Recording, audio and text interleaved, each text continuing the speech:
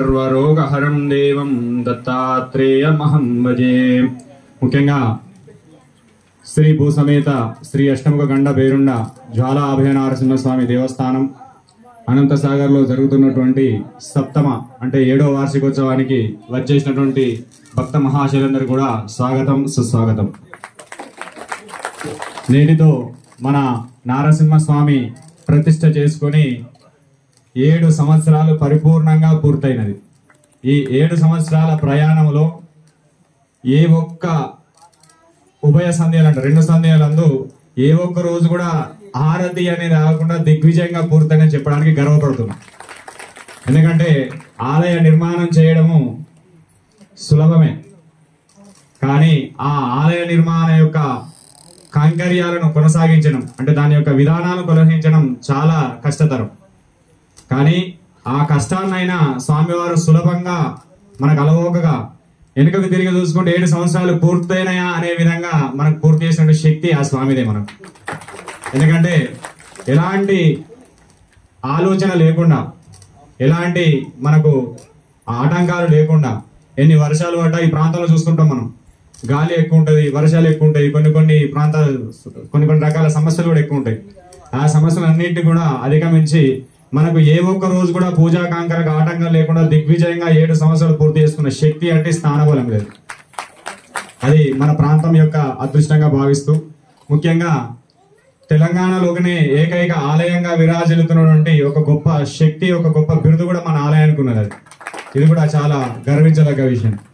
ముఖ్యంగా ఈ వార్షికోత్సవంలో ప్రధానమైన అంశం ఏంటంటే, ఇప్పుడు మీరు చూస్తున్నటువంటి ఉత్సవమూర్తి సుమారు ఒక 9 సంవత్సరాలు 10 సంవత్సరాల నుంచి మనకు నిత్యం కళ్యాణంలో వాడుతున్నాం. 2015 నుంచి ఇప్పటికి 10 సంవత్సరాలు 10వ సంవత్సరం పరిపూర్ణంగా పూర్తి చేసుకున్నటువంటి మూర్తి అది లక్ష్మీ నరసింహస్వామి వారు. ఇంకొక విశేషం ఏంటంటే, ఇప్పుడు మీరు చూస్తున్నటువంటి అష్టముఖ గండ పేరున్న జ్వాలా నరసింహస్వామి పంచలోహ మూర్తి. అది ప్రపంచంలోనే ఎక్కడ లేనటువంటి మూర్తి. ఆ మూర్తి దాన్ని తయారు చేయించడానికి కుంభకోణం తమిళనాడులో సుమారుగా ఒక 8-9 నెలల నుంచి నేను కానీ ఒక డాక్టర్ ఉన్నాడు మనకు. ఆ డాక్టర్ ద్వారా అతన్ని సంప్రదించినాం. సుమారుగా ఒక 60-70 మంది కళాకారులు దానికోసం సంప్రదించినాం ఆ మూర్తిని తయారు చేయాలని. ఆ ఫోటో చూడగానే అందరు నమస్కారం చేసి ఇంకేదైనా పనులు చెప్పారు, కానీ ఆ మూర్తి మేము చేయండి స్వామి అని చెప్తారు. ఎందుకంటే నారసింహ స్వామి అంటే ప్రేమనే, భక్తే. కానీ అందులో అష్టముఖి నారసింహస్వామి అంటే చాలా నియమనిష్టలతో చేయాలి. ఏమాత్రం ఒక చిన్నగా ఒక ఆవగింగంత నియమాలు మిస్ అయినా చేసేటువంటి వాళ్ళకి తప్పనిసరిగా ఆటంకాలు ఏర్పడతాయి. అది వాళ్ళ శిల్ప శాస్త్రంలో లిఖించబడి ఉంటాయి. కొన్ని విగ్రహాలు ఏ రకంగా లిఖించాలి, ఏ రకంగా తయారు చేయాలి, తయారు చేసినటువంటి నియమాలు ఏంటి, అవన్నీ కూడా వాళ్ళ శాస్త్రంలో లిఖించబడి ఉంటాయి. ఆ శాస్త్రాన్ని చూసుకొని మనం ఫోటో పంపించగానే అది మా వల్ల కాదు, ఎందుకు కాదు అంటే దానికి ఆ నియమనిష్టలు మా దగ్గర లేవు, మేము తయారు చేయలేము అనే విధంగా చాలా అనుమానాలు పడుతూ ఆందోళన చెందుతూ ఎంతో ఇబ్బంది పడుతున్న సందర్భంలో అది చేపియాలనే సంకల్పం మాకు వచ్చింది. కానీ ఎవరు తయారు చేయాలి, ఎక్కడ చేపియాలి, ఆ క్వశ్చన్ అనేది మనకు మళ్ళీ భగవంతుడు పరీక్ష పెట్టిండు. చేపించేటటువంటి ఆలోచనను ఇచ్చినావు, చేపించే శక్తి వాళ్ళకి ఇచ్చి ఆ సంకల్పాన్ని నెరవేర్చేటటువంటి శక్తి నీ దగ్గర ఉంటే 100% అవుతుంది అనే సంకల్పం ఆయనకే అప్పచెప్పిన వాళ్ళు. ఆ శక్తి ఏం చేసింది, ఒక 60 మంది సుమారుగా 58 మంది వరకు మనం ప్రయత్నం చేసిన తర్వాత ఒక వ్యక్తి, స్వామి మీరు అందరు కనుక నాకు ధైర్యాన్ని ఇస్తే ప్రయత్నం చేస్తాం. ఎందుకంటే ఇంతవరకు ప్రపంచంలోనే ఎక్కడ లేదు. జర్మనీకి ఒక విగ్రహం పోయింది, కానీ అది ఎట్లుంటది 8 తరగతి. ఇప్పుడు అమ్మవారు ఉన్నది మనకు, అష్టముఖ లక్ష్మి అమ్మవారు. ఇది కూడా ఒక డాక్టర్ మనకు డొనేట్ చేసిండు మొన్న. ఆ అష్టముఖి లక్ష్మి అమ్మవారు లాగా అష్టముఖాలు కలిగినటువంటి నరసింహస్వామి తయారు చేసి 16 బాహువులతో చేసి ఇచ్చిండు. జర్మనీలో ఉన్నది అది, అంటే 16 చేతులతో ఉన్నది. కానీ మనకు కావాల్సింది ఏంది, 32 చేతులతో ఉన్నటువంటి మూర్తి కావాలి. ఎందుకంటే అక్కడ 32 చేతులతో ఉంచినాం మనం. ఎప్పుడైతే అష్టముఖ నరసింహస్వామి ఆవిర్భావం చెందినటువంటి సమయంలో ఉగ్రం వీరం మహావిష్ణుం ఆ శ్లోకంలో 32 అక్షరాలు ఉంటాయి. ఎందుకు 32 చేతులు ఉండాలి స్వామికి? ఎందుకంటే నరసింహస్వామి ఆవిర్భవించినప్పుడు ప్రహ్లాదుడు ఎంతో ఉగ్రంగా జరుగుతున్న సందర్భంలో ఆ స్వామిని శాంతించమని ప్రపంచంలో ఉన్న దేవతలు అందరూ వచ్చి వేడుకున్నారు స్వామిని. ఏ ఒక్కరి యొక్క మనను గాని, ఏ ఒక్కరి యొక్క ఆర్థాన్ని గాని స్వామి వినలే. చివరికి ఏం చేసిండ్రు, అందరూ కూడా శివుడు శర్భావతారం ఎత్తి అడ్డుకునే ప్రయత్నం చేసిండు. ఆ శర్భావతారాన్ని కూడా నరసింహస్వామి పైన వేసుకుని హిరణ్యకశిపుడు లాగా కింద వండుకోబెట్టేసిండు. నువ్వు కాదు ఎవరొచ్చినా ప్రళయంతో ఇది తాండవించవలసిందే, వేరే లేదన్నటువంటి మహా ఉగ్రమైనటువంటి స్వరూపకంగా స్వామి వారి యొక్క శక్తి తాండవిస్తున్నది. ఆ తాండవించినప్పుడు ఏం చేసిండ్రు, దేవాన దేవతలందరూ కూడా ఎందుకోసం ఆవిర్భవించిండు నరసింహస్వామి? ప్రహ్లాదుని యొక్క ఆర్తతను, ప్రహ్లాదుని యొక్క భక్తిని, ప్రపంచంలో సనాతన ధర్మంలో ఏదైనా శక్తి భగవంతుని రక్షించడానికి అతి సులభంగా వచ్చినటువంటి శక్తి ఏదైనా ఉంటే అది ఏకైకంగా నరసింహస్వామి శక్తి మాత్రమే. పిలవగానే మనకి ఎంబడొచ్చి మన ఎలాంటి కష్ట సుఖాల్లో ఉన్నా కూడా మనకి ఎంబడుండి రక్షించేటటువంటి శక్తి ఎక్కడ ఉందంటే నరసింహస్వామి తత్వంలో ఉంటుంది. ఆ తత్వం భయంకరంగానే చాలా మంది భావిస్తూ ఉంటారు. కానీ ఎక్కడైతే ఏ హృదయంలో నిజమైనటువంటి ప్రేమ ఉంటుందో, ఏ హృదయంలో నిజమైనటువంటి భక్తి ఉంటుందో, ఏ హృదయంలో నిజమైనటువంటి ఆర్తుత అనేది ఉంటుందో ఆ హృదయంలో తప్పనిసరి భగవంతుడు నివాసమై ఉంటాడు. ఇందుగలలో సందేహం లేదని చెప్తాడు ప్రహ్లాదుడు. ఎక్కడరా నీ హరి హరి అని అంటున్నావు అంటే ఎక్కడైనా ఉంటాడు, ఇక్కడ లేడు, అక్కడైనా సందేహం ఉండదు, స్వామి ఎక్కడ వెలిసినా ఉంటాడు అనేటువంటి మాట ప్రహ్లాదుడు చెప్తాడు. ఆ ప్రహ్లాదుని యొక్క నమ్మకం, ఎందుకంటే భక్తుని యొక్క నమ్మకం ఎక్కడ ఉంటుందో, ఈ పువ్వులో కూడా భగవంతుడు ఉన్నాడంటే అది భగవంతుని శక్తి ఈ పువ్వులో ఉండాలి అని అనుకుంటే భక్తునికి ఆ ప్రేమ ఇందులో ఉండాలి. ఇప్పుడు మనం బొట్టు పెడుతున్నాం, ఈ బొట్టు పెడితే స్వామి మాకు బొట్టు పెడితే మంచిదని వేలాది మంది నా దగ్గర ఖచ్చిపోతూ ఉంటారు. కానీ బొట్టు పెట్టితే ఏం ఫలితం అని అనుకోవాల్సిన ఫలితం ఉండదు. ఆ బొట్టులో భగవంతుడు ఉన్నాడు, ఆ బొట్టుతోటే మాకు పని అవుతుంది విశ్వాసం భక్తుని దగ్గర ఉంటే ఆ బొట్టులోనే భగవంతుడు ప్రత్యక్షమవుతాడు. అదే విధంగా ఆ ప్రహ్లాదుని యొక్క నమ్మకములో, ఆ విశ్వాసంలో, ఆ భక్తిలో భగవంతుడు మమేకమై ఉన్నాడు. కాబట్టి ఆ భగవంతుని, ఆ భక్తిని యొక్క విశ్వాసాన్ని చాటుకునే శక్తిని చూపాలి జగత్తుకు. కాబట్టి ఆ ప్రేమను, ఆ యొక్క ఆతృతను, ఆ యొక్క నమ్మకాన్ని నిజం చేయడం కోసం స్వామివారు ఆవిర్భవించి మహోగ్రమైనటువంటి రూపకంగా, ఎందుకు ప్రేమ రూపకంగా ఎందుకు రాలేదు స్వామి? ఎందుకంటే అక్కడ ఉన్నవాడు రాక్షసుడు. ఎవరికి నిదర్శనం చూపాలి అక్కడ? ఆ ఎదురుగా ఉన్నటువంటి ఆ భక్తునికి ఇబ్బంది కలిగించేటటువంటి వ్యక్తి ఎవరు? ఒక భయంకరమైనటువంటి రాక్షసుడు. ఏం పేరు అని పేరు? హిరణ్య ఏం చెప్తే మళ్ళీ ఏమంటాడు స్వామి? అదో భయ. హిరణ్యకశిపుడు అనేటువంటి రాక్షసుడు ప్రపంచంలో అత్యంత భయంకరమైనటువంటి రాక్షసుడు అని చెప్తాడు. రావణాసురుడి కంటే కూడా భయంకరుడు అట. అతని యొక్క సేన నాలుగు దిక్కుల భూమి ఆకాశం పైపు కూడా వాటి యొక్క శక్తి పనిచేస్తుంది. ఆ శక్తిని క్షీణింపజేయాలంటే దానికి తగ్గట్టుగా అవతారం ఎత్తాలి స్వామి. ఆ అవతార రూపకంగానే వచ్చినటువంటి ఆ భయంకరమైన శక్తిని ఆ తట్టుకునేటువంటి ఆ శక్తి మనకు నారాయణమూర్తిగా వచ్చి అష్టముఖి నారసింహస్వామిగా ఆవిర్భావం చెంది ఆ శక్తి అదే విధంగా కొనసాగుతుంది. అందుకే నారసింహులు కూడా ఆవిర్భవించని చెప్తారు. ఆ స్థితి నుంచి వచ్చినప్పుడు ఆ శక్తిని శాంతింపజేసేటటువంటి బలం కూడా ఎవరి దగ్గర ఉండాలి? ఎవరి కోసం వచ్చిండు? భక్తుని కోసం వచ్చిండు. ఆ భక్తుని రక్షణార్థమై వచ్చిండు స్వామి. ఆ రక్షణార్థమై వచ్చినటువంటి స్వామి ఆ ఉగ్రరూపం యొక్క శక్తిని తగ్గించాలి అంటే మరెవరి దగ్గర ఉంటుంది? అది ఆ భక్తుని యొక్క ఆర్తతలోనే ఉంటుంది, ఆ ప్రేమలోనే ఉంటుంది. కాబట్టి దేవాదేవతలు అందరూ కూడా ప్రయత్నం చేశారు ఆ స్వామి యొక్క శక్తిని తగ్గించడం కోసమని, ఆ ప్రేమను తగ్గించడం కోసమని. కానీ ఎక్కడ కూడా ఆ స్వామి యొక్క ప్రభావం తగ్గకపోయేసరికి ప్రహ్లాదునే వేడుకున్నారు మళ్ళా దేవుడు. ఎందుకు? ఆ స్వామి వచ్చిందే నీ భక్తి కోసం, నిన్ను రక్షించడం కోసం. ఇవాళ ఈ సృష్టిని రక్షించాలి, ఈ చరాచర సృష్టిని కాపాడాలి అంటే మాత్రం నీ దగ్గరనే ఉంటుందని చెప్పేసి ఆ యొక్క ప్రహ్లాదుని వేడుకుంటా ప్రహ్లాదుడు వెళ్ళిండు ఎక్కడికి? నారసింహస్వామి ముందుకెళ్ళి చిన్న పిల్లవాడు భయపడుతూ నారాయణ నారాయణకి ఏముండదు, కల్మషం లేని భక్తి. కొట్టినా నారాయణ, తిట్టినా నారాయణ, ఏం చేసినా నారాయణ, ఎందుకంటే నువ్వు నన్ను రక్షించే దిక్కు వేరే ఏమీ లేదు ఆ నారాయణమూర్తి తప్ప అనేటువంటి ఆ అచంచలమైన ప్రేమతో కూడినటువంటి భక్తి రూపకంగా ఆ ప్రహ్లాదుడు ఉన్నాడు. ఆ ప్రహ్లాదుని యొక్క భక్తిని మెచ్చినటువంటి స్వామి ఆ శక్తిని తగ్గించడానికి కూడా అతని భక్తే కారణం కావాలి. అప్పుడు ఏం చేసిండు? అక్కడికి వెళ్ళి నారసింహస్వామి యొక్క స్థితికి వెళ్ళి నమస్కారం చేసుకొని ఉగ్రం వీరం మహావిష్ణు జ్వలాంతం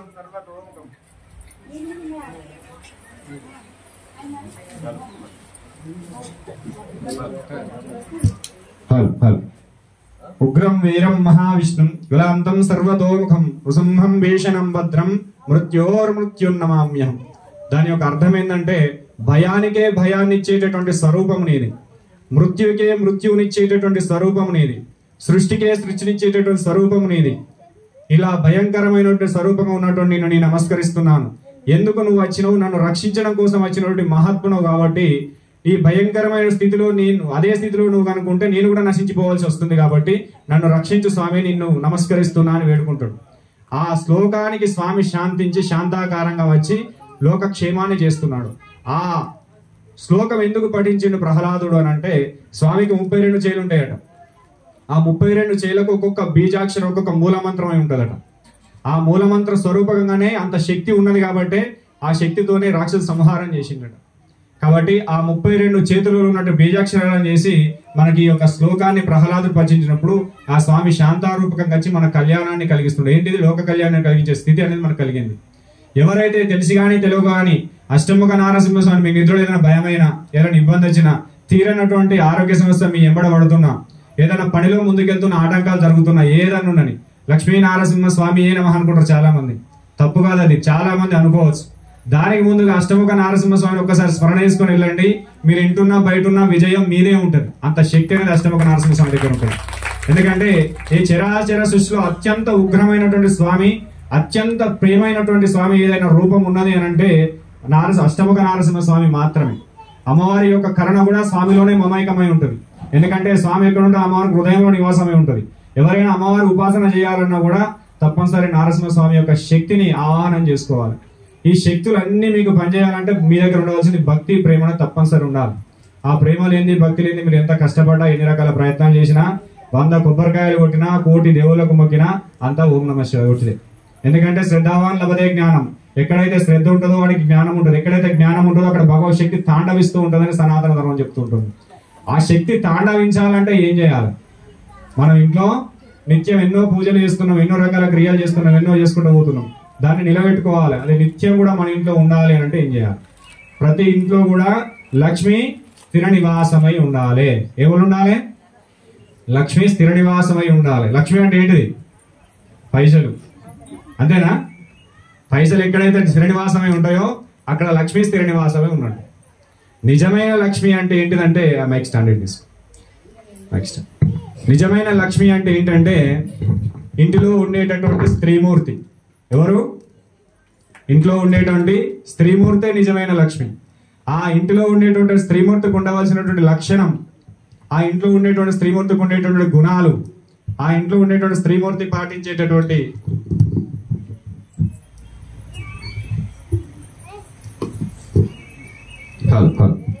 తత్వం ఏ రకంగా ఉండాలి, ఏ రకంగా ఇంట్లో స్త్రీమూర్తి ఉంటే మనకు స్థిరమైనటువంటి లక్ష్మీ కటాక్షం అనేది ఉంటుంది. ఇప్పుడు మనం కళ్యాణం చేసినాం. కళ్యాణం చేసి ఏం చేసినాం? మాంగళ్యం చేసి అమ్మవారికి మన వేద మంత్రాలతో ధారణ చేసాం. అట్లాంటి మాంగళ్యాలు తెలిసి ధరించేది ఒకటే, పుస్తెలు. అంతేనా కాదు? అట్లాంటి మాంగళ్యాలు ప్రతి ఒక్క స్త్రీమూర్తికి 5 ఉంటాయట. ఎన్ని? 5 ఉంటాయి. ఏంటి అవి? పంచ మాంగళ్యాలు అని చెప్తారు శాస్త్రం. ఏంటిది అది? పంచ మాంగళ్యాలు. ప్రతి ఒక్క స్త్రీమూర్తి, వివాహం జరిగినటువంటి ప్రతి ఒక్క స్త్రీమూర్తి కూడా పంచ మాంగళ్యాలు ధరించి ఉండాలి. ఏ ఇంట్లో పంచ మాంగళ్యాలు ధరించిన స్త్రీమూర్తి ఉంటుందో ఆ ఇంట్లో స్థిర లక్ష్మి స్థిర నివాసమై ఉంటది. అంటే మీరు పొమ్మన్న మీ ఇంట్లో నుంచి లక్ష్మీదేవి ద్రమణ దరిద్రం అనేది రాదు. ఏంటి ఆ లక్ష్మిలు? ఏంటి ఆ పంచ మాంగళ్యాలు? మనకు అందరు తెలిసింది మాంగళ్యం అంటే ఓన్లీ తాలిబొట్టు. ఇంకా దానికి మించిన ఉంటాయి, పుట్టుకతోటి వచ్చినవి ఉంటాయి, మన శరీరం ఉండేదాకా మన ఇంబడి ఉండేవి ఉంటాయి. ముఖ్యంగా ఏంటంటే ప్రతి ఒక్కరికి తెలిసి కానీ తెలియక కానీ మన ధర్మం ప్రకారంగా వాడేటటువంటి మొదటి మాంగళ్యం స్త్రీమూర్తులు పెట్టుకునే బొట్టు. ఏంటిది అది? బొట్టు. ఆ బొట్టు తప్పనిసరిగా స్త్రీమూర్తులు ప్రతి ఒక్కరు ధరించాలి. ఏ ఇంటి లోపల ఉన్నటువంటి స్త్రీమూర్తి ప్రతిరోజు బొట్టు పెట్టుకొని ఉంటుందో ఆ బొట్టులోనే లక్ష్మీదేవి తాండవిస్తుంది. బొట్టు పెట్టుకున్నటువంటి స్త్రీమూర్తిని ఏ ఇంటి కుటుంబ సభ్యులు చూస్తారో, స్త్రీలు కానీ పురుషులు కానీ పిల్లలు కానీ ఎవరు కానీ చూస్తారో, బొట్టు పెట్టుకున్న స్త్రీమూర్తిని మంచిగా వినాలి. బొట్టు పెట్టుకోకుండా స్త్రీమూర్తిని కాదు. బొట్టు పెట్టుకున్న స్త్రీమూర్తిని ఏ వ్యక్తులైతే చూస్తారో ఆ వ్యక్తులకు సాక్షాత్తు లక్ష్మీదేవిని చూసినటువంటి ఫలితం వస్తుంది. అది ధర్మం. అది మన హిందూ ధర్మంలో ఉన్నట్టు గొప్పతనం. బొట్టు పెట్టుకోవడం అనేది చాలా గొప్ప. ఆ బొట్టు కాస్త ఏం చేయాలి? భగవంతుని శక్తిని జోడించాలి. ఆ భగవంతుని శక్తి ఎక్కడి నుంచి వస్తుంది? ఇలా మనం కార్యక్రమం చేసినాం, కుంకుమార్చన. నిన్న లలిత నామాలతో, విష్ణు నామాలతో, సుదర్శన నామాలతో కుంకుమార్చన చేసినాం. ఆ అర్చనలో ఆ కుంకుమ ద్వారా వచ్చేటటువంటి ఆ నామాల ద్వారా కుంకుమ అద్భుతమైన శక్తి వస్తుంది. ఆ కుంకుమను మనం ప్రతిరోజు శ్రీమాత్రే నమః బొట్టు పెట్టుకుంటున్నాం. ఫోన్ మాట్లాడుకుంటా అలా వస్తున్నా, ఇప్పుడే తయారైన వస్తున్నా బొట్టు పెట్టుకున్నా. అట్లా పెట్టుకోవద్దు. ఏ స్త్రీమూర్తి కూడా బొట్టు ఆగమాగం బొట్టు పెట్టుకోవద్దు. ఫోన్ మాట్లాడుతూ బొట్టు పెట్టుకోవద్దు. భర్తను తిడుతూ బొట్టు పెట్టుకోవద్దు. సినిమా పాటలు వాడుతూ బొట్టు పెట్టుకోవద్దు. మనసులో చెడు సంకల్పాలు చేసుకుంటూ బొట్టు పెట్టుకోవద్దు. ఇలా మనం తిన్నా నొల్లే, పడుకున్నా నొల్లే, ఎదుటి వాళ్ళని తిట్టుకుంటా మనం చేసే పనులని చేస్తూనే ఉంటాం. బొట్టు పెట్టేటప్పుడు మీకు ఏ మంత్రం వచ్చినా రాకపోయినా శ్రీమాత్రే నమః బొట్టు నచ్చిన ఏళ్ళతోటి పెట్టుకుంటారు. ఈ ఏళ్ళతోటి ఏదో ఏళ్ళతోటి పెట్టుకుంటారు. ఆ ఏళ్ళతోటి ప్రతి ఎవరైనా సరే ఈ వేలు ఉంగరం వేలుతోటి బొట్టు పెట్టుకోవాలి. కొంతమంది ఈ చిక్కిన ఏళ్ళతోటి పెట్టుకుంటారు. నాకు ఇదే సెంటిమెంట్ స్వామి. మనకు ధర్మం ఏం చెప్పిందో దాని ప్రకారం పెట్టుకుంటే ధర్మం నుంచి వచ్చేటటువంటి శక్తి మనకు 100% పనిచేస్తుంది. ప్రతిరోజు ప్రతి ఒక్క స్త్రీమూర్తి ఉంగరం వేలుతో కుంకుమ కానీ మీకు నచ్చిన బొట్టు పెట్టుకోండి. కుంకుమ ప్రధానం. పూర్వ సుమంగళులు ఉంటారు, వాళ్ళు ఏదైనా సరే గంధం బొట్టు పెట్టుకోండి, పసుపు బొట్టు పెట్టుకోండి, ఏ బొట్టు అయినా పెట్టుకోండి. ఈ మధ్యలో వెళ్తూ అంటే ఉంగరం వెళ్తూ బొట్టు పెట్టుకోవాలి. పెట్టేటప్పుడు ఏంది శ్రీమాత్రే నమః. ఎవరైనా పెట్టుకోవచ్చు, స్త్రీలు పెట్టుకోవచ్చు, పురుషులు పెట్టుకోవచ్చు. కొద్దిగా మనం మంత్రం చేస్తున్నాం అంటే గురువు దగ్గర ఉపదేశం తీసుకుని జపం చేసుకుంటున్నాం. ఆ జపం చేసుకున్నప్పుడు ఏంటంటే ఆ జపం చేసేటప్పుడు ఎవరైతే మీకు ఆ గురువు ఇచ్చినటువంటి నామం ఉంటుందో ఆ నామాన్ని మనసులో అనుకుంటూ బొట్టు పెట్టుకోవాలి. అలా పెట్టుకుంటే ఏంటంటే ఆ బొట్టులో ఆ దైవ శక్తి తాండవిస్తుంది. ఇప్పుడు శ్రీమాత్రే నమః అని మనం బొట్టు పెట్టుకున్నాం.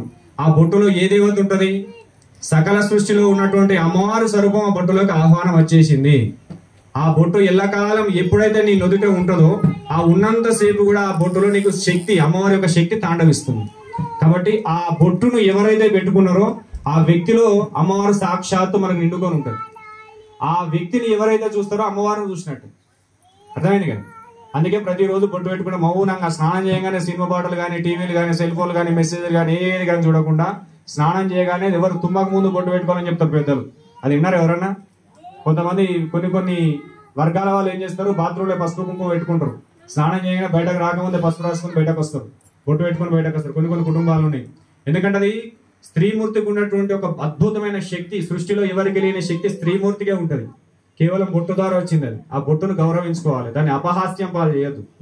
ఆ బొట్టును ప్రతిరోజు శ్రీమాత్రే నమః అని బొట్టు పెట్టుకొని మీరు ఏ పనికైనా ఉపక్రమించండి, ఏ పనికైనా ముందుకెళ్ళండి, తిరుగు లేకుండా ఉంటుంది.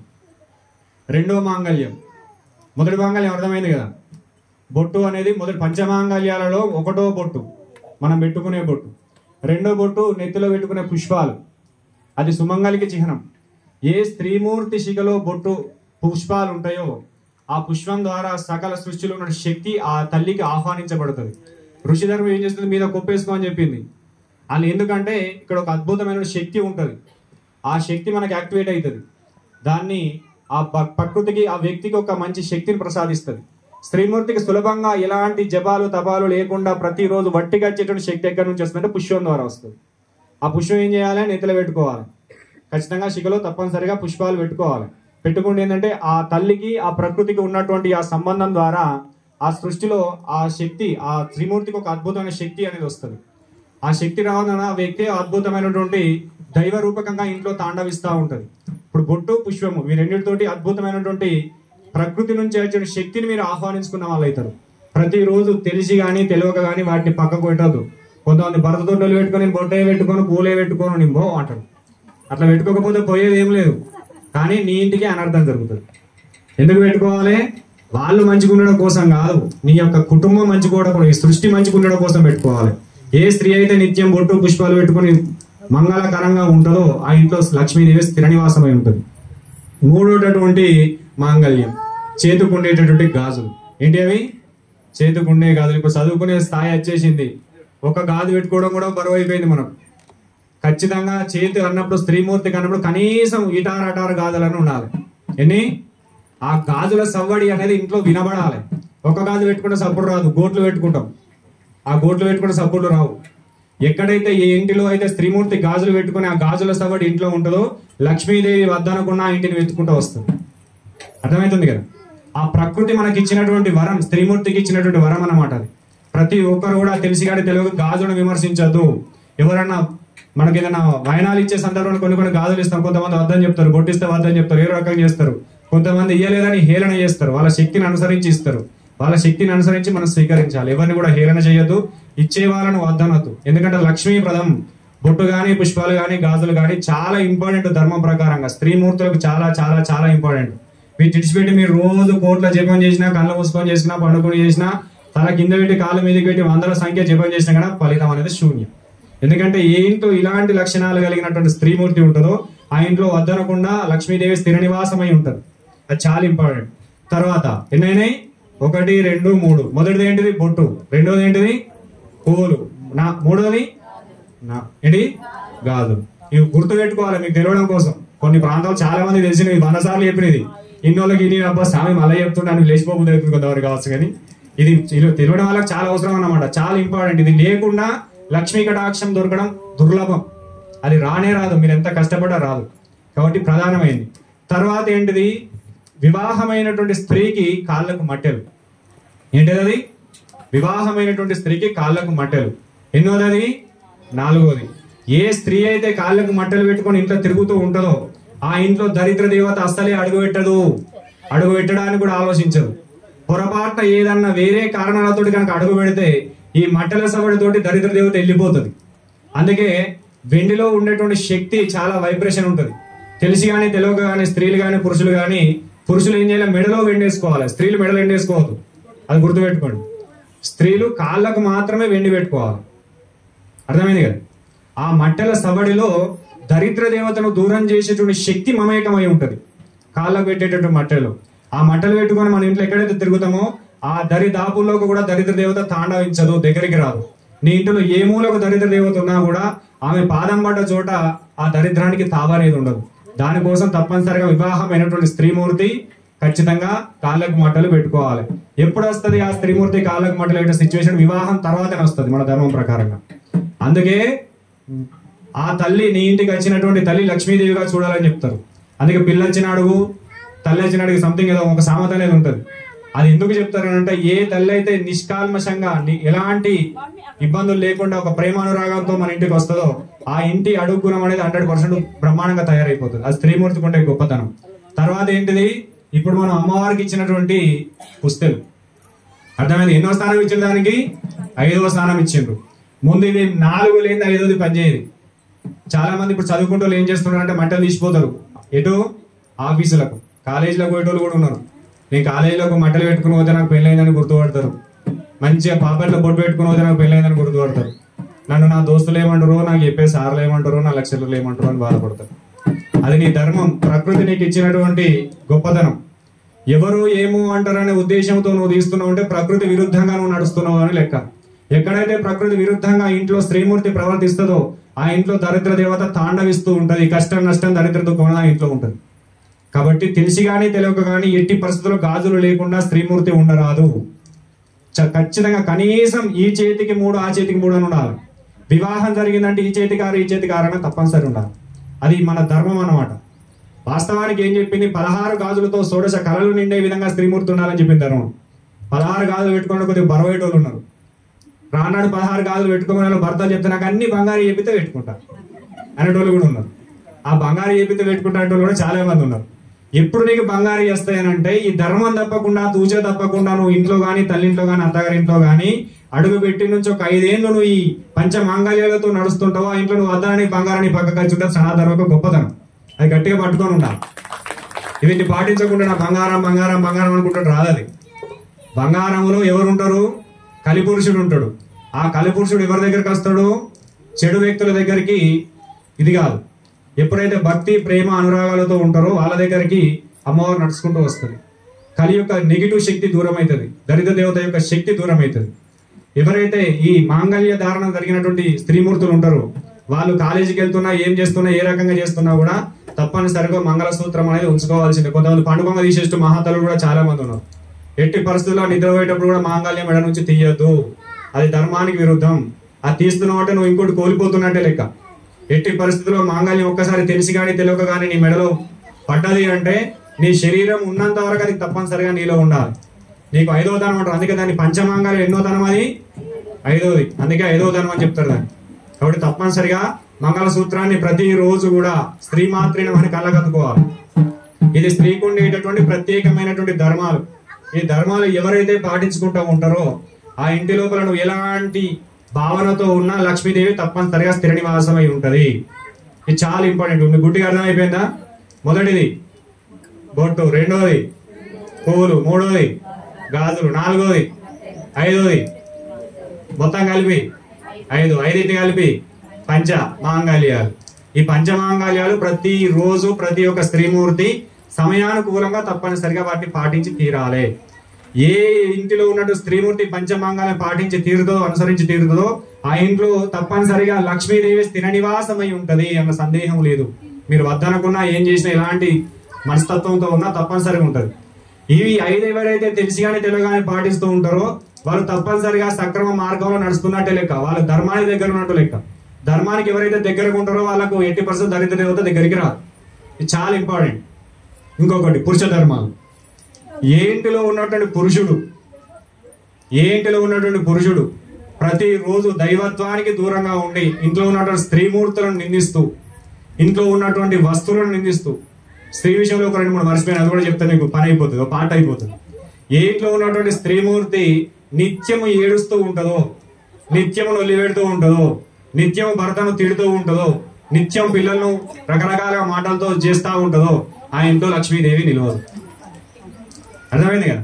కొంతమంది ఎందున్నా కూడా భర్త అచ్చుడితోటే నొల్లి స్టార్ట్ చేస్తారు, తినేటప్పుడు స్టార్ట్ చేస్తారు. నా మొహానికి ఒక రోజున చీర కొనిచ్చిన నుంచి స్టార్ట్ అవుతుంది. బంగారం దాకా పోతుంది, ఎట్టెట్టెట్టో పైకి పోతూనే ఉంటుంది. అది ఏమైపోతుంది? ఆ ఇంట్లో దరిద్రానికి తావిస్తుంది. తెలిసి కానీ తెలియక కానీ స్త్రీమూర్తి నుంచి చెడు పదాలు బయటకు రావద్దు. తినేటటువంటి గిల్లలు తీసుకునే స్త్రీమూర్తులు కూడా చాలా ఉన్నారు. గ్లాసులతో కొట్టుకుంటారు చాలా మంది ఉన్నారు. ప్లేట్లతో కూడా నాకు వస్తాయి, చాలా ఫోన్లు వస్తాయి, వీడియోలు కూడా వస్తాయి నాకు.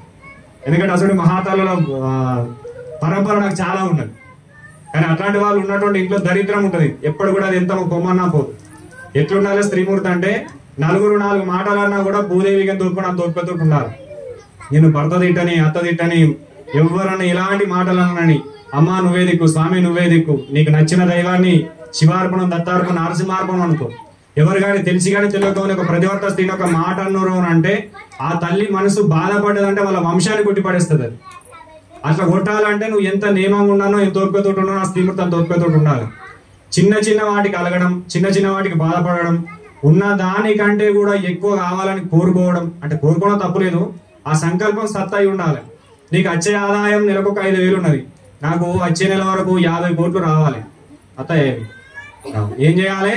ఉన్నదాన్ని గౌరవించాలి. ఆ రాగడానికి ఎలాంటి మార్గాన్ని ఎంచుకొని అలాంటి మార్గాల కోసం ఆలోచించాలి. ఆ మార్గంలో వెళ్ళినప్పుడు ఆ ఇంట్లో లక్ష్మి ప్రవేశిస్తుంది.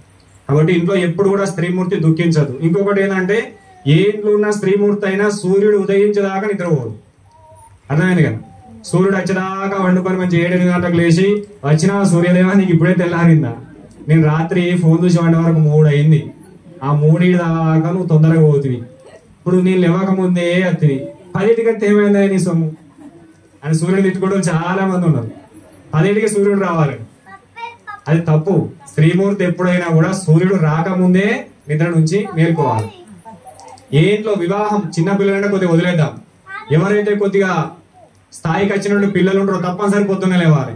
అందులో వివాహం అయినటువంటి స్త్రీమూర్తులు తప్పనిసరిగా సూర్యోదయానికి ముందే లేవాలి. నువ్వు ఎంత ఆరోగ్యం బాగాలేకపోని, నీకు ఎంత బాధలు ఉండని, నువ్వు రాత్రి 4 గంటల దాకా తెలియతోటి ఉండని. సూర్యుడు రాకముందే మెలకువతోటి తెచ్చి నీకు ఇంటికి సంబంధించిన పనులు చేసుకొని ఆ ఇంటి శుభ్రంగా ఉండాలని కోరుకోవాలి. ఎందుకంటే సూర్యుడు రాకముందే ఏ ఇంటిలో స్త్రీమూర్తి నిద్ర మేల్కొని ఇంటి ముందర 2 ముగ్గు సుక్కలు పెడుతుందో, ఆ ఈ ముగ్గు సుక్కలు ఎప్పుడైతే ప్రకృతి పురుషుడు సూర్యుడు చూస్తాడో, ఆ సూర్యుడు ముగ్గును చూసిన తర్వాత లక్ష్మీదేవి వద్దనుకుని ఇంట్లో కూర్చుంటది. అది ధర్మం, సనాతన ధర్మం. అందుకే మన పల్లెటూరులలో ఎప్పుడు ఏం చేసినా కూడా పొద్దుడక ముందు స్త్రీమూర్తులు తప్పనిసరి చేసి మెలకువతోటి ఉంటారు, తప్పనిసరి ముగ్గేసుకుంటారు. ఇక సిటీలలో ఉన్నది కోసం ఇప్పుడు పల్లెటూరులో కూడా వచ్చింది వైరస్. ఎందుకంటే మనకు వాళ్ళకి సంబంధాలు పెరుగుతున్నాయి. ఇప్పుడు బస్సులు ఎక్కువైనాయి, కార్లు ఎక్కువైనాయి, అన్ని ఎక్కువైనాయి, కమ్యూనికేషన్ పెరిగింది అనమాట. మన అలవాటు వాళ్ళకి వస్తలేదు, వాళ్ళ అలవాటు మనకు వస్తుంది. రోజు 4 గంటల దాకా ఫోన్లు చూడాలి, 8 గంటలకు మెల్లగా అప్పుడు ఇప్పుడు సూర్యుని తిట్టుకుంటా లేవాలి. సూర్యుని ఎప్పుడు కూడా తిట్టుకుంటా నిద్ర నుంచి మేలుకోవద్దు. పొద్దున లేవగానే నీకు కాలు భూమి మీద పెట్టే ముందే శ్లోకం ఉంటుంది. ఆ శ్లోకం చదువుకొని, ఏ శ్లోకం లేదు, శ్రీమాత్రే నమః. మీరు ఏ పని చేసినా శ్రీమాత్రే నమః, సూర్యుని చూసినా శ్రీమాత్రే నమః, వేరే అవసరం లేదు. ఇక వచ్చిన వాళ్ళు అన్ని శ్లోకాలు చదువుకోవచ్చు. ఏది రాకపోతే అమ్మనామమే. అమ్మనామం ఎక్కడ చేసుకున్నా మనకు అనుగ్రహం అనేది ఉంటుంది. ఆ అనుగ్రహం కోసం స్త్రీమూర్తి తప్పించాలి. అనుగ్రహాన్ని పొందినటువంటి ఇంట్లో తప్పనిసరిగా ఉంటుంది. పొద్దున్నే లేవాలి, పంచమాంగాల్యాలు ధరించాలి, ఎదుటి వాళ్ళని తిట్టద్దు, ఇంకోది ఉన్నదాన్ని చూసి ఓరవలేని తనం అని ఉండద్దు. అది చాలా ఇంపార్టెంట్. ఎదుటిలో చూస్తే ఎంత అంటే అంత ఈర్ష్య పెంచుకుంటారు. ఏ స్త్రీమూర్తి అయితే ఎదుటి వాళ్ళపైన ఈర్ష్య పెంచుకుంటారో ఆ ఈర్ష్య పెంచుకున్నటువంటి స్త్రీమూర్తిలో లోపం అనేది ఉంటుంది. ఆ శక్తి అనేది ఏమైతే నువ్వు గంట జపం చేసినావు, లేదా ఇలా 100 గుళ్ళకి మంచి నరసింహ జయంతి కొల్ల ముందే నిండుకున్నది, నేను నరసింహ మా గురువు పిలిచి ఇచ్చేసిండు, పోకపోతే మళ్ళా సరిపోతే మాతోటి మాట్లాడు, మా ఫోన్ లేపడానికి భయంతో వచ్చిన చాలా మంది ఉన్నారు. అట్లాంటి వాళ్ళు కూడా ఏం చేస్తారు, ఎదుటి వాళ్ళు ఇదంతా గుళ్ళలకు పోయి వేరే వాళ్ళకి ఏం చేస్తారు, వాళ్ళు కొద్దిగా మంచిగా వాళ్ళని చూసి ఊరు, వాళ్ళని చూసి బాధపడవద్దు. ప్రేమతో ఉండాలి. ఎక్కడైతే ప్రేమ ఉంటుందో, ఏ ఇంటి స్త్రీమూర్తిలో ప్రేమ ఉంటుందో ఆ ఇంటిలో లక్ష్మీదేవి స్థిర నివాసం అవుతుంది. ఎవరిపైన మనకి ఈర్ష కక్ష వేరే భావాలు ఉంటాయో వాళ్ళలో దరిద్ర దేవత తాండవిస్తూ ఉంటుంది. కాబట్టి ప్రేమతో ఉండండి, సద్గుణంతో ఉండండి, చాలా ఇంపార్టెంట్. ముఖ్యంగా పొద్దున్న లేచి అలవాటు నేర్చుకోండి. లేవగానే అమ్మవారి ఆరాధన చేసుకోండి, బొట్టు పెట్టుకోండి, చాలా ఇంపార్టెంట్. స్నానం చేసిన తర్వాత బొట్టు, స్నానం చేసిన తర్వాత వంట చేయాలి. ఆ చేసే వంట భగవంతునికి ప్రసాదంలాగా భావం చేయాలి. నా పిల్లలకు మంచిని ఇయ్యాలని చేయాలి, నా భర్తకు బలాన్ని ఇయ్యాలని చేయాలి, నా కుటుంబానికి మంచి సత్మార్గంలో నడిపించాలని ఇవ్వాలి. ఫోన్ మాట్లాడుతూ వంట చేస్తారు, టీవీ చూస్తూ వంట చేస్తారు. వాళ్ళు ఉన్నట్టు చెడంతా కూడా వాళ్ళకి వంటలకు వస్తుంది. నువ్వు ఎవరికైతే పెడుతున్నావు వాళ్ళు ఓం నమః శివాయ, వాళ్ళు రాక్షసులు అయిపోతారు. దానికి ఉదాహరణ ఏం చేయాలంటే ఇట్లాంటి వాటర్ గ్లాసు చెంబులో వాటర్ తీసుకోండి. ఇయ్యాల నుంచి ఒక వారం రోజులు ప్రాక్టీస్ చేయండి. దీంట్లో మామూలుగా చేయబెట్టి మీకు వచ్చిన బూతులన్నీ రోజు ఒక 100 సార్లు అది మీ కొడుకో మీ భర్తకో తాగిపోయారు. వాడు ఆటోమేటిక్ గా 11వ రోజు ఏమైతే రాక్షసుడు అయిపోతాడు. ఎంత మంచివాడైనా సరే దాన్ని పాత్ర దోషం అంటారు. అంటే అండేవానికి ఎలాంటి గుణం ఉంటుందో ఆ తినే వాళ్ళకు కూడా అలాంటి గుణం వస్తుంది. చాలా ఇంపార్టెంట్. నా దగ్గర చాలా నా కొడుకు చెప్తాను విన్నాడు, స్వామి నా భర్త రోజు తాగి పొట్టు కొడతాడు, నువ్వు తెలియకుండా నువ్వే తాగేస్తున్నావు. మరి అట్లాంటి వాళ్ళు తల్లులు చాలా ఉన్నారు. కాబట్టి ఇలాంటి వాటర్ గ్లాస్ లో మీకు ఉదాహరణ చెప్తున్నా. ఇలాంటి చెంబులో చేతి వాటర్ ఉన్న దాంట్లో చేయి పెట్టి నిత్యం భగవంతుని యొక్క స్మరణ చేసుకుంటూ ఓం నమః శివాయ, ఓం నమః శివాయ, ఓం నమః శివాయ, రామ రామ రామ, మీకు ఏ అమ్మవారి నామం వస్తుంది, శ్రీమాత్రే నమః, శ్రీమాత్రే నమః, శ్రీమాత్రే నమః అనుకుంటా ఆ నీళ్లను మీ భర్త కానీ మీ పిల్లలకు కానీ మీకు కానీ తాగిపించే ప్రయత్నం చేయండి. విత్ ఇన్ 10 రోజులు అయిపోయి 11 రోజుల వాళ్ళు అద్భుతమైన మార్పు వస్తుంది. ప్రకృతి మీకు ఇచ్చినటువంటి శక్తి, ఆ శక్తిని అనుసరించండి. కాబట్టి నువ్వు ఎప్పుడైతే ఇంట్లో వంట చేసేటప్పుడు ఫోన్ మాట్లాడుతూ ఎదుటోళ్ళ గురించి చెడుగా మాట్లాడుతూ ఎదుటోళ్ళకి తిడుతూ, అమ్మ నీ నినాకం ఉన్నచ్చింది, మీరు పెద్ద బిల్డింగ్ కట్టుకున్నానే, మన పత్తుల బంగారం కొనుక్కున్నది, నాకెప్పుడు వస్తుందో ఏమో బంగారం, ఈ బంగారం అసలు వంట చేసుకున్నాం అనుకో, ఆ బాలంతా ఆమెలో ఉన్నటువంటి చెడు గుణం అంతా నీకు వస్తుంది. అది జాగ్రత్తగా వినాలి. మనం ఎవరినైతే డిస్టర్బ్ చేస్తామో ఎదుటోళ్ళలో ఉన్నటువంటి శక్తి, మంచితనం మనలో ఉన్న మంచి వాళ్ళకు పోతుంది, వాళ్ళలో ఉన్న చెడు మనకు వస్తుంది. అది ఎప్పుడైనా గుర్తుపెట్టుకోవాలి. ఎదుటోళ్ళు నిందిస్తున్నాము అని అంటే మాత్రం తప్పనిసరిగా ఆ భావన మాకు వస్తుంది అనే భయం అనేది మనలో ఉండాలి. అది లేకపోతే మాత్రం మనం ముందుకు వెళ్ళలేం, జీవితంలో సాధించలేం. చాలా ఇంపార్టెంట్. పురుష ధర్మాలలో ముఖ్యమైనది ఏంటంటే ఉదయాన్నే లేవడం. పురుషులు కూడా తప్పనిసరిగా ఉదయం పురుషుడు ఎవరైతే ఇంట్లో ఉంటారో భగవంతుని ఆరాధన దగ్గర ఉండాలి. రాత్రి విపరీతమైన టైం వేస్ట్ చేసుకొని అనవసర ఆలోచనలు అన్ని చేసుకుని, అంటే నిజమైన ఉద్యోగం ఉంది, ఏదైనా వ్యాపారం ఉంది, రాత్రి ఒక రెండు వ్యాపారంలో ఉంటున్నాం, ఉద్యోగరీత్యా నైట్ డ్యూటీ చేస్తున్నాం అంటే రెస్ట్ తీసుకుని తప్పు కాదు. ప్రకృతి మెస్తుంది. ప్రకృతి అనేది మనకు ఉంటుంది. మనం ఎంత తప్పించుకున్నా ప్రకృతిని తప్పించుకోలేము. కాబట్టి ప్రతిరోజు ఉదయాన్నే లేచి భగవంతుని ఆరాధన చేసుకుని మంచిగా నిమ్మలంగా ఉండండి. ఇంకోటి ఏంటి, పురుషులకు ఉండే దుర్గుణాలు ఏంటంటే చాలా మందిలో సాయంత్రం 5 నుంచి 8 గంటల మధ్య బాగా తాగుడు తినుడు కొట్లాటలు చేస్తూ ఉంటారు. ఆ సమయంలో లక్ష్మీదేవి ప్రతి ఒక్క వ్యక్తి పైన ప్రతి ఒక్క ఇంటి పైన దృష్టి పెట్టి ఉంటది. సాయంకాల సమయంలో స్త్రీకైనా పురుషులకైనా ఆ టైంలో ఎవరైనా సరే తెలిసి కానీ తెలియగాని మందు తాగినా, మాంసం తిన్నా, చెడు మాటలు మాట్లాడిన ఎదుటి వాళ్ళతో డొల్లి పెట్టుకున్నా అది కంటిన్యూగా జరుగుతుంది అంటే నీకు లక్ష్మి నీకు దూరం అవుతుంది అని లెక్క. ఇంట్లో కూడా ఆ టైంలో సినిమా పాటలు కానీ వేరే ఆలోచనలు కానీ చేయొద్దు. ఆ టైంలో నిత్యం కూడా భక్తి టీవీ ఉంటుంది, ఎన్నో టీవీలు ఉంటాయి, మంచి మంచి ఆలోచనలు ఉంటాయి, వాటిని పెట్టుకోండి. 5 నుంచి రాత్రి 7 గంటల మధ్య చాలా పవర్ఫుల్ టైం ప్రతి ఇంటికి. ఉదయంలో బ్రహ్మముహూర్తం ఎంత శక్తి ఉంటుందో బ్రహ్మముహూర్తం కైనా 100 రెట్లు ఎక్కువ శక్తి ఉండే సమయం సాయంత్రం 5 నుంచి రాత్రి 8 గంటల ఉండే సమయం. ఆ సమయంలో లక్ష్మీ అనుగ్రహాన్ని పొందడానికి సులభంగా మనకు పనిచేస్తుంది. వీలైతే ఆ టైంలో కూడా దీపారాధన చేయండి. చేయకపోయినా సరే చెడు మాట్లాడకండి, చెడు పదార్థాలు తినకండి, చెడు వ్యసనాలకు దగ్గరగా ఉండకండి, చెడు సంకల్పాలు చేయకండి. ఆ టైంలో నువ్వు ఎలాంటి సంకల్పం చేస్తే అలాంటి శక్తిని ఇంట్లో తాండవిస్తుంది. కాబట్టి మంచిని ఆలోచించండి, మంచి భావనతో ఉండండి. మేము అదే టైంలో తాగుతాం స్వామి అంటారు చాలా మంది. తాగుడైనా ఆ టైంలో తాగద్దు. తాగండి, తాగటం వల్ల కోపం వస్తుంది. మన తీర్థం పెడదామన్నారు, కొట్టు పెడదామన్నారు. మీరు తాగటోళ్ళు ఉన్నా తినటోళ్ళు ఉన్నా రాత్రి 8 తర్వాత మీకు నచ్చినట్టు చేసుకోండి. ఎందుకంటే లక్ష్మీ కటాక్షం మీ దగ్గరికి రావాలి అని అంటే ఆ టైంలో మనం చెడుకు దూరంగా ఉండాలి. అది చాలా ఇంపార్టెంట్ టైం. కాబట్టి ఆ లక్ష్మీ పారకమైన టైంలో మద్యానికి కానీ మాంసానికి కానీ చెడు ఆలోచనలు కానీ దగ్గరగా ఉండకండి. ఎంత దూరంగా ఉంటే అంత లక్ష్మీ కటాక్షం అనేది మీకు ఉంటుంది. కాబట్టి ఈ ధర్మాలను చాలా ఉంటే చెప్పుకుంటూ చాలా సమయం అనేది మనకి ఇదైపోతూ ఉంటుంది. ఇప్పటికే కాలం చాలా ముందుకెళ్ళింది. కాబట్టి ఈ చిన్న చిన్న ధర్మాలను దృష్టిలో పెట్టుకోండి. ఎందుకంటే ఒక ఆలయానికి వచ్చినాం మనం, ఇక్కడికి వచ్చినామంటే కొబ్బరికాయ కొట్టినామా, హారతి తీసుకున్నామా, దేవుని కళ్యాణం చూసినామా, పోయినామా అన్నట్టు కాకుండా 4 మంచి విషయాలను మన మైండ్ లో పెట్టుకొని పోవాలి. అది ఏ గుడికి పోయినా ఎక్కడికి పోయినా కూడా ఆ 4 ఏ ఒక్కటి మీకు ఎంబడొచ్చినా మీతోటి మీ జీవితాంతం కొనసాగినా కూడా మీ జన్మ ధన్యం అవుతుంది. మీ జన్మ ధన్యం ఇక్కడ కూర్చొని చెప్పినా నా జన్మ ధన్యం అవుతుంది. కాబట్టి దాన్ని దృష్టిలో పెట్టుకొని ప్రేమతో ఉండండి. అయ్యో స్వామి ఇట్లా ఎప్పుడైనా బయట తిట్టుకున్నా వేరే చేసినా అది భగవంతుడే. కానీ అది చెప్పే అంశాలు ఏదైనా సరే కొద్దిగా మంచి అంశం అనేది కొద్దిగా బాధగా అనిపిస్తుంది మనకు. పొద్దున లేమన్నాను అనుకో, లేటుగా లేచిన ఏమైనా కోపం వస్తుందా బయటకు పోయిన తర్వాత, ఇంత మంచి మాట చెప్పేసాను లేటుగా లేచిన మేము పొద్దున లేటకి ఇంత బాధ చేయబట్టి మాకు అనుకుంటాం. కాబట్టి అది చేయకండి.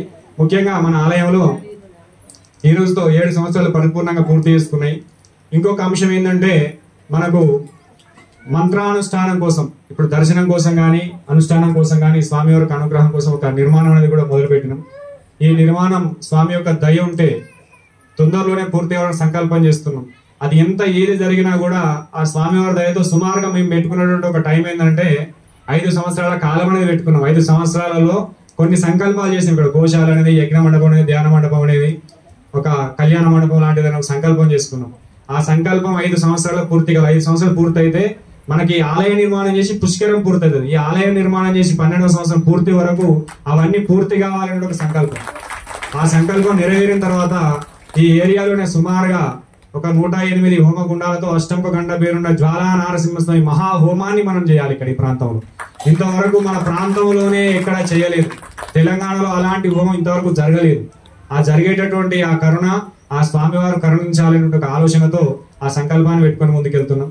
ఆ సంకల్పం ఇచ్చింది ఆయననే కాబట్టి తప్పనిసరిగా నెరవేర్చే బాధ్యత కూడా ఆయననే తీసుకుంటాడు. నమ్మకం అనేది ఉంది.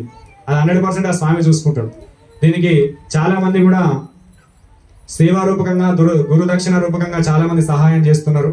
ఆ సహాయం ఎందుకంటే చేసేటటువంటి భగవంతుని కార్యానికి మనం తెలిసి కానీ తెలియక కానీ ఒక సహాయం చేసినామంటే ఆచంద్రార్కం ఎల్లకాలం అనేది ఉంటుంది మనకు.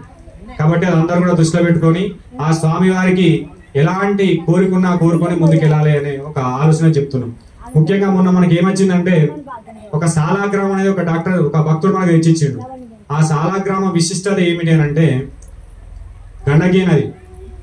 గండకీ నదిలో దొరికేటటువంటి సాలాగ్రామం చాలా పవర్ఫుల్. అన్న సుదర్శన సాలాగ్రామం పైన అష్టముఖ నారసింహస్వామి, అష్టముఖ లక్ష్మీదేవి యొక్క విగ్రహాలను అత్యంత నియమనిష్టంతో చెక్కిపించి మనకు తీసుకొచ్చి ఇవ్వడం జరిగింది.